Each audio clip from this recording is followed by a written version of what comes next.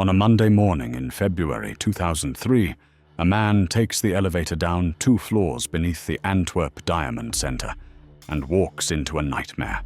The vault is standing open.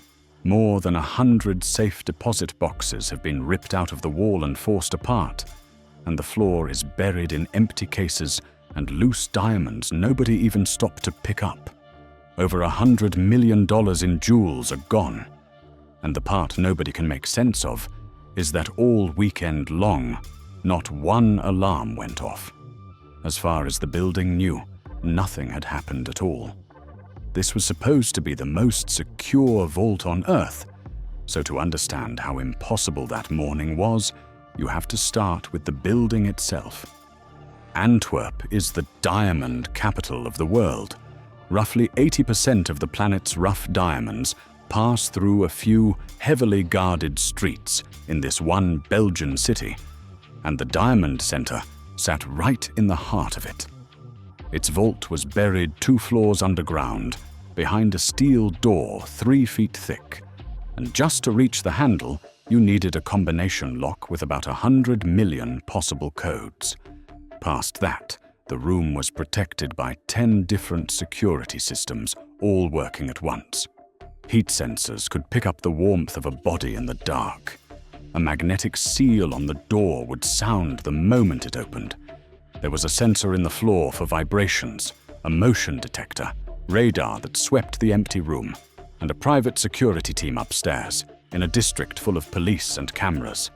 The whole point was that no single trick could get you in. To empty that vault, you would have to beat all 10 systems at the same time, without setting off even one of them. And almost everyone agreed that was simply impossible. But one man was sure he could do it.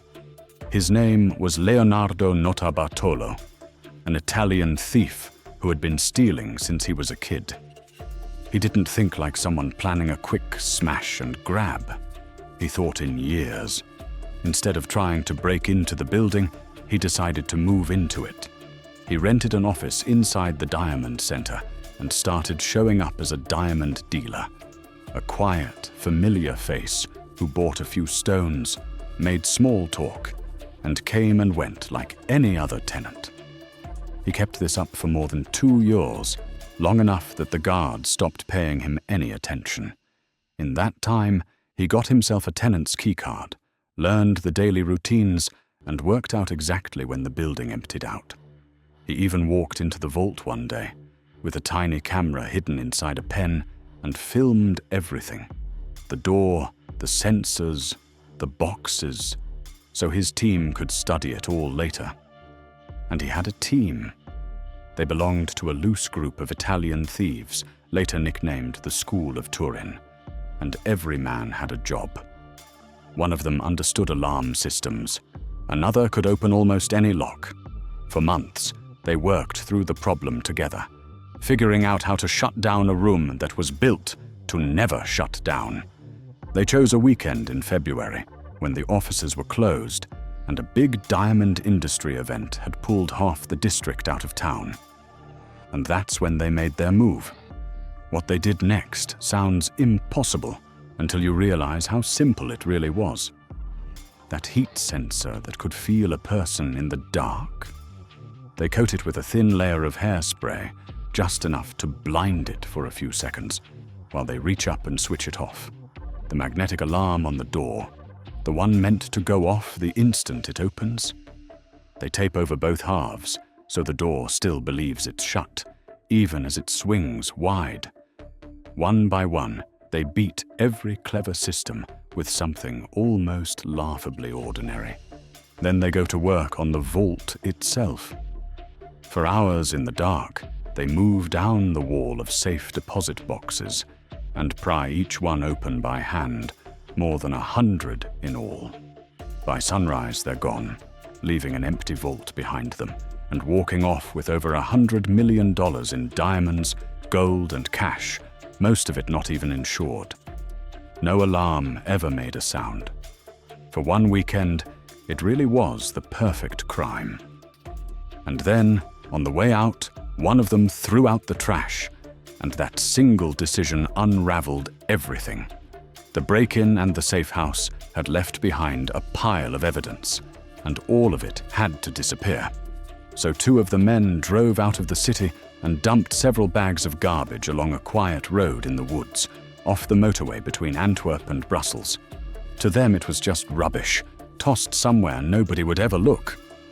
But that patch of woods belonged to a man named August van Camp, and the next morning he found his land covered in someone else's trash. Irritated, he called the police, and when officers actually went through the bags, their mood changed fast. Inside, they found envelopes stamped with the name of the Antwerp Diamond Center, a videotape, a pair of gloves, and a half-eaten salami sandwich. That sandwich is what brought the whole thing crashing down. The detectives, a unit that specialized in diamond crime, sent it off for DNA testing, and the result came back matching Leonardo Notarbartolo, the quiet dealer with the office upstairs, whose own safe deposit box, strangely, was one of the few left untouched. Once they had his name, the rest came apart quickly. A grocery receipt led them to security footage of one of his partners buying that exact salami. A business card in the trash pointed straight to the alarm expert. DNA left inside the vault tied yet another man to the scene.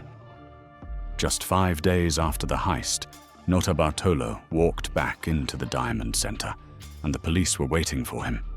In the end, 4 of the men were caught and convicted.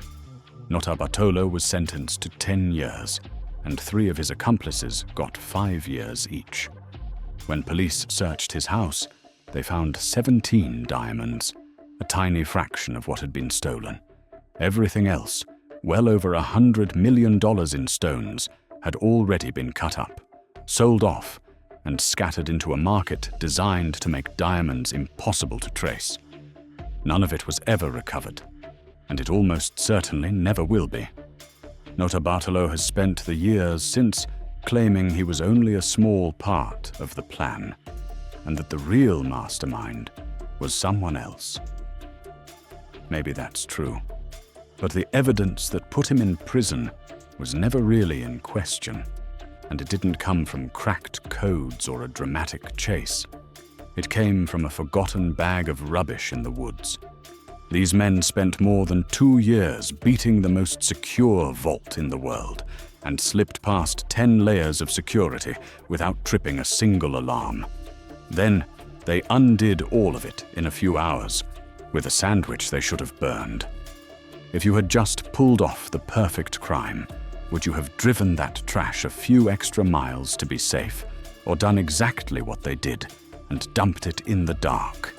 Let me know down in the comments, and don't forget to like and subscribe while you're there.